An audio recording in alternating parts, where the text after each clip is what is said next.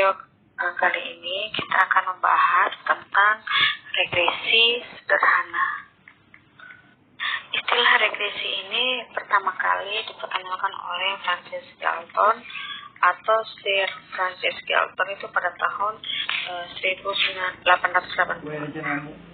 Di sini Galton itu menemukan adanya kecenderungan bahwa orang tua yang memiliki tubuh tinggi memiliki anak-anak yang tinggi juga, dan orang tua yang pendek memiliki anak-anak yang pendek pula.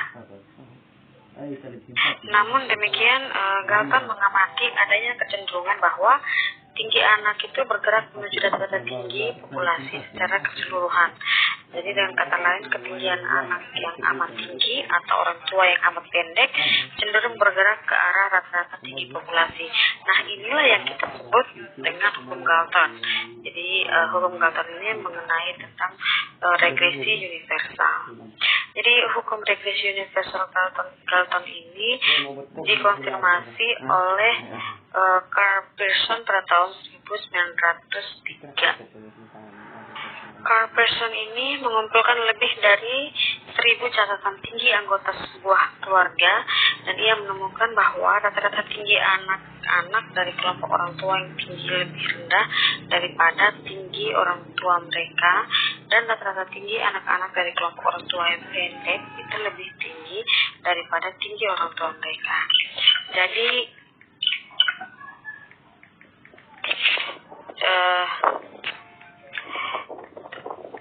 dengan meregres anak-anak tinggi dan pendek menuju rata-rata tinggi semua orang. Di dalam bahasa Galton ini sering disebut sebagai regresi menuju mediokritas atau regression to mediocrity. Secara umum, analisis regresi pada dasarnya itu adalah studi mengenai ketergantungan variabel dependen dengan satu atau lebih variabel independen. Nah, tujuannya itu untuk mengestimasi atau memprediksi rata-rata populasi atau nilai rata-rata variabel dependen berdasarkan nilai variabel independen yang diketahui. Hasil regresi itu berupa koefisien untuk masing-masing variabel independen. Nah, koefisien ini diperoleh dengan cara memprediksi nilai variabel dependen dengan suatu persamaan. Jadi koefisien regresi ini dihitung dengan dua tujuan. Pertama, meminimumkan penyimpangan antara nilai aktual dan nilai estimasi variabel dependen berdasarkan data yang ada. Dan yang kedua, itu tujuannya yaitu mengoptimalkan korelasi antara nilai dependen prediksi dan aktual. Regresi linear sendiri dibagi menjadi dua, yaitu regresi linear sederhana dan regresi linear ganda. Jadi yang membedakan kedua regresi ini yaitu variabel independen, di mana pada regresi sederhana variabel independennya hanya satu dan variabel dependennya juga satu. Jadi hanya ada dua variabel, satu dependen dan satu independen. Sedangkan dalam regresi berganda itu ada beberapa, 1, 2, atau 3 atau lebih dari satu variabel independen dan satu variabel dependen. Untuk model dari regresi sederhana dapat kita lihat yaitu Y sama dengan beta 0 tambah beta 1 ditambah dengan EI atau error atau kalau disebut. Jadi kalau EI adalah nilai perubahan respon dalam amatan KI atau nilai dari variabel dependen. Kalau andaikan datanya time series, maka pada tahun KI.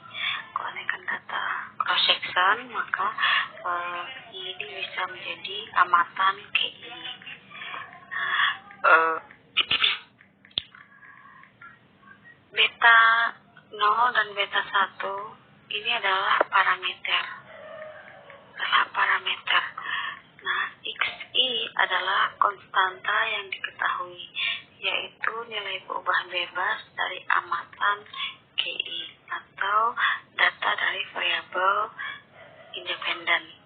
Nah, EI ini adalah suku Galat atau error term. Nah, model regresi ini dikatakan sederhana karena linear dalam parameter dan linear dalam perubahan bebas. Nah, dikatakan sederhana karena hanya ada ada satu perubahan bebas, ada dua variabel maksudnya, yaitu ada satu perubahan bebas dan satu terikat. Nah, linear dalam parameter karena tidak ada parameter yang muncul sebagai salah satu eksponen atau dikalikan atau dibagi oleh parameter lain. Sedangkan linear dalam perubahan bebas sebab perubahan ini di dalam model berpangkat 1, jadi tidak ada pangkat 2, bukan XI pangkat 2, jadi ini hanya dipangkatkan 1. Jadi itu dikatakan linear dalam perubahan bebas. Nah, model yang linear dalam parameter dan linear juga dalam perubahan bebas itu dinamakan dengan model ordo pertama. Di sini kita menggunakan Y-topi atau Y-cup itu dengan maksud untuk mewakili populasi yang ada. Jadi ini regresi untuk regresi sampel yang akan mewakili regresi sederhana populasi. Jadi kedua parameter beta 0 dan beta 1 dalam model regresi ini dinamakan koefisien regresi. Nah, beta 1 ini adalah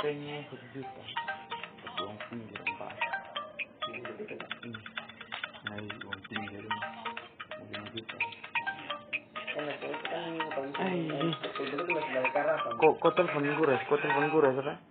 Kenapa?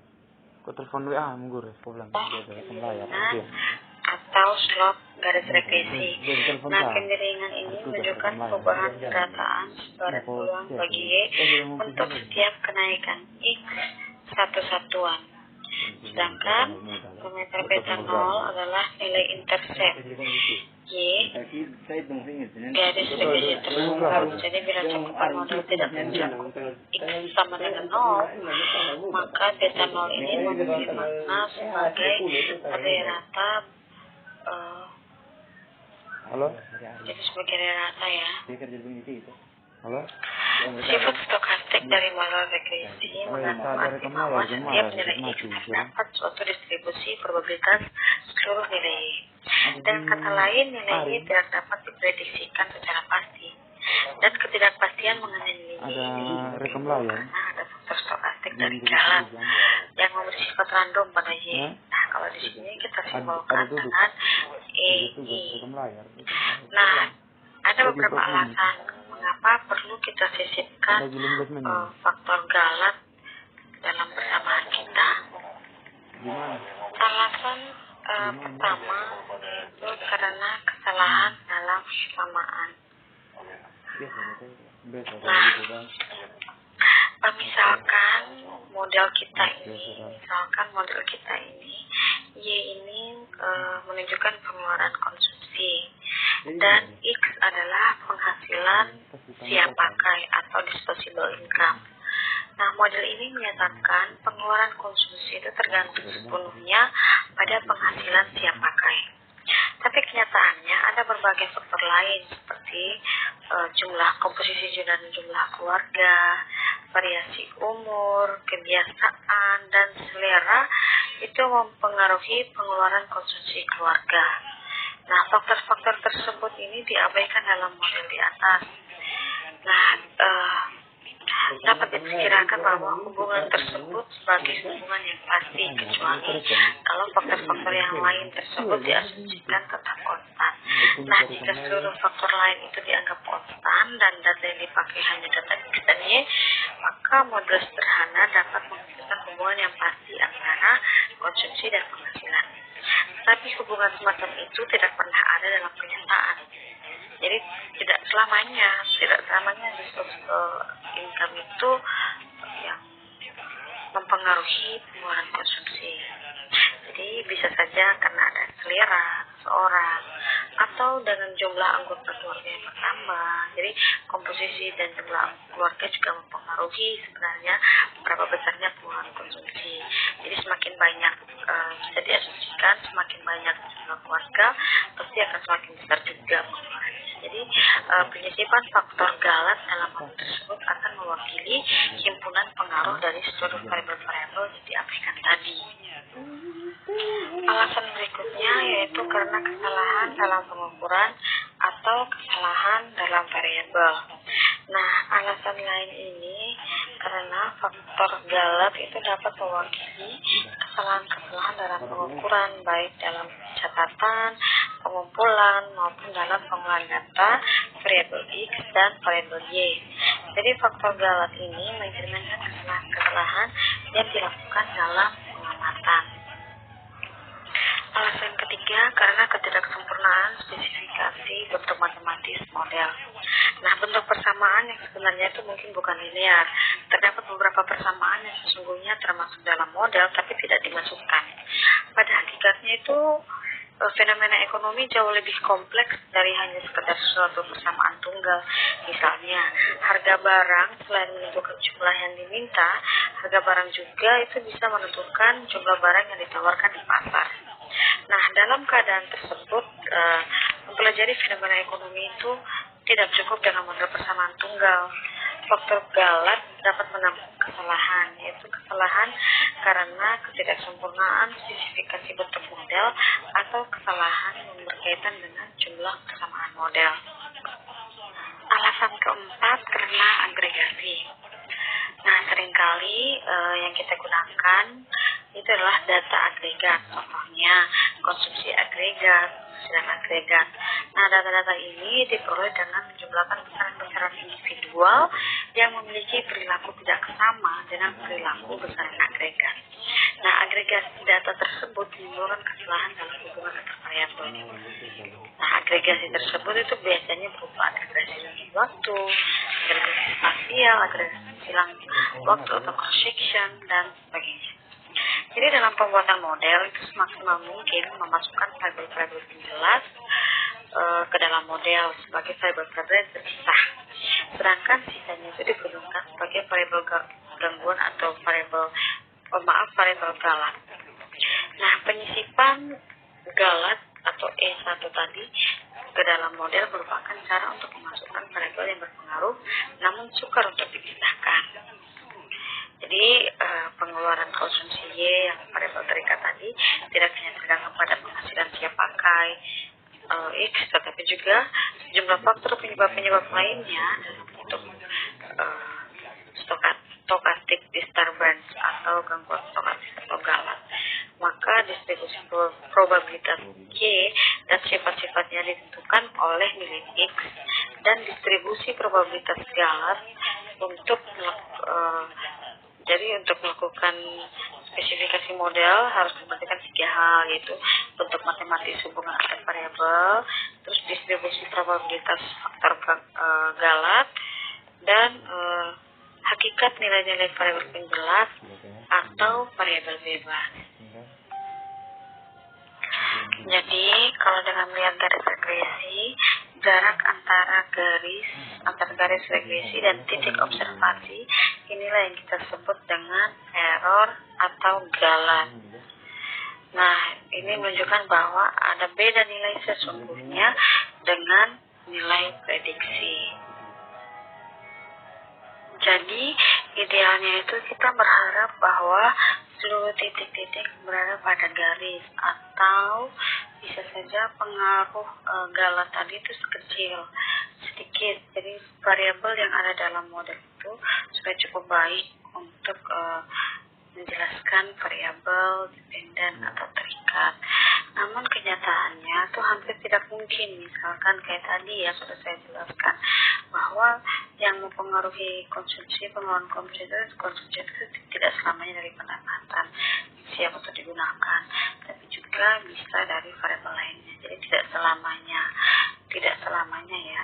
Maka apa sih solusinya? Nah, solusinya adalah kita akan mencari garis dengan error yang paling kecil.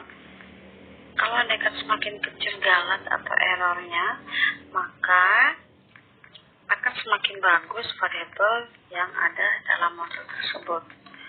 Nah, bagaimana teknik yang akan kita gunakan? Yaitu kita akan menggunakan teknik estimasi, yaitu ordinary list. square atau OLS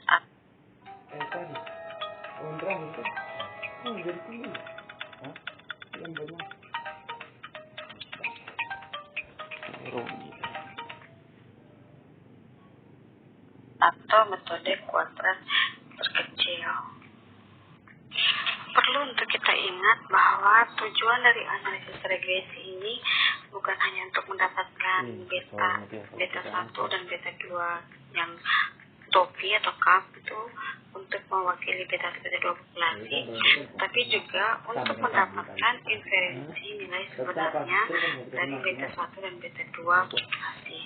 Sebagai contoh, jadi kalau kita ingin mengetahui seberapa dekat beta 1 cup atau beta 1 topi dan beta 2 topi mewakili pasangannya dalam populasi, atau seberapa dekat Y topi itu mempresentasikan Y yang sebenarnya. Sehingga untuk menentukan fungsi dari model, maka kita harus membuat beberapa asumsi mengenai perilaku sehingga Y itu diperoleh. Nah, ada beberapa asumsi yang akan digunakan menurut model Gaussian atau model standar atau CLRM. Itu yang menjadi titik acuan sebagian besar dari teori ekonometrik, yaitu memiliki 7 asumsi. Yang pertama yaitu model regresi harus linear dalam parameternya. Jadi sudah seperti yang kita katakan pada awal tadi, persamaannya harus, model regresi itu harus linear dalam parameter. Asumsi kedua yaitu nilai X selalu tetap atau nilai X yang independen terhadap faktor galat atau kesalahannya, error. Nilai regresor X selalu dianggap tetap dalam pengambilan sampel yang berulang atau pengambilan sampel sejalan dengan pengumpulan variabel Y disebut dengan regresor stokastik.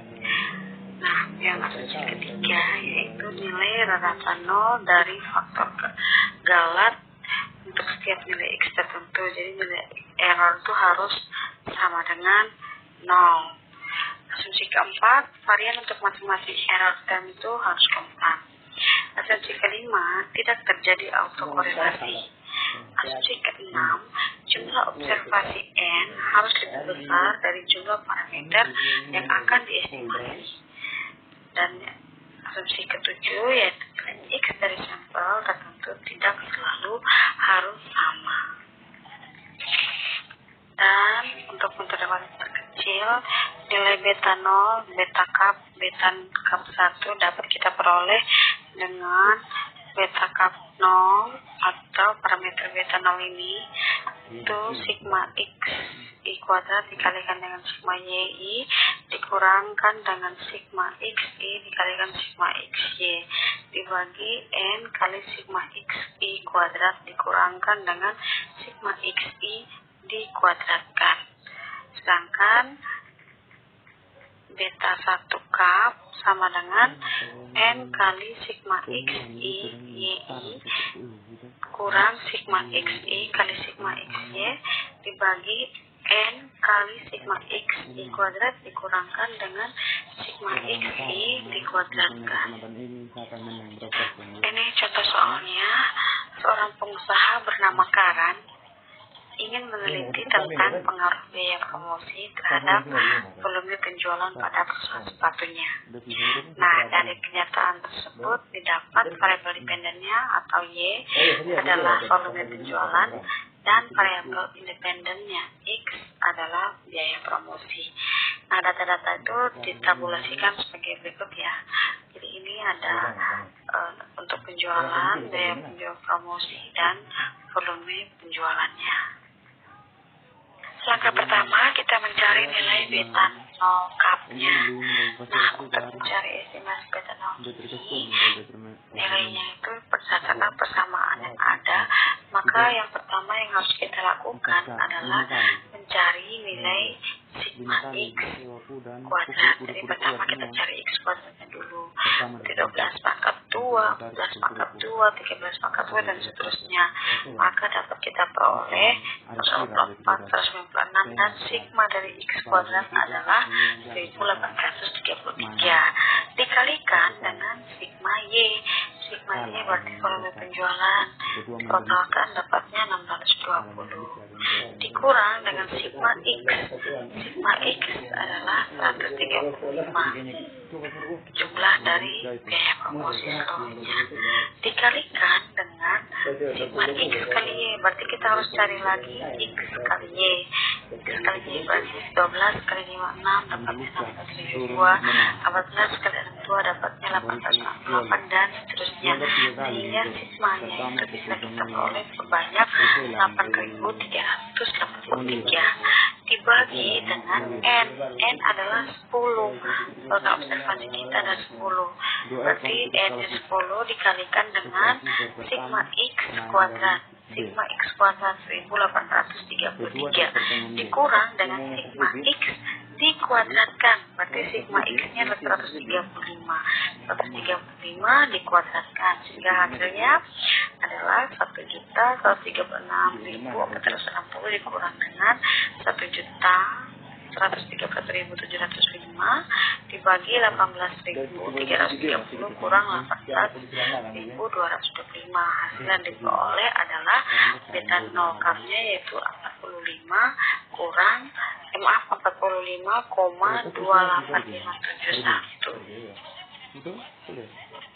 Berikutnya kita mencari nilai dari beta 1 cup.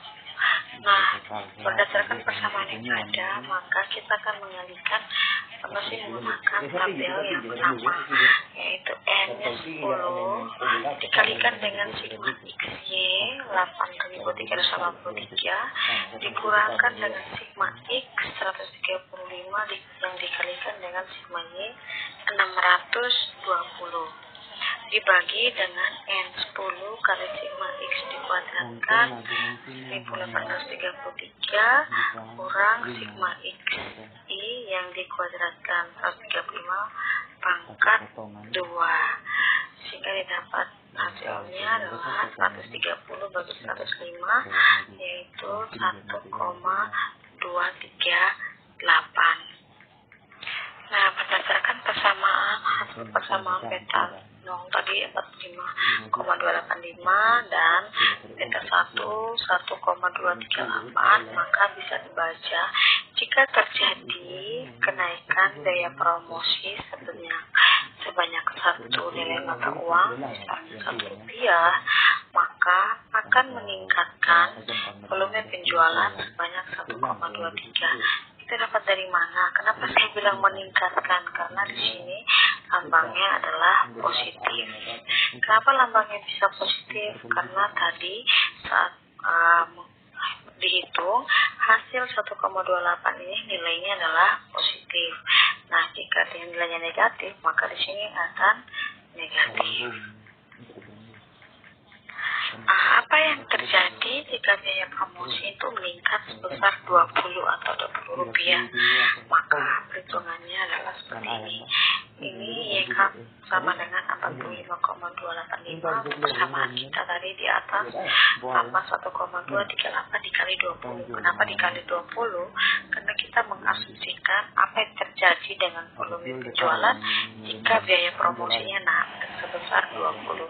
Maka kita peroleh 45 tambah 24,76 sehingga diperoleh 70,045.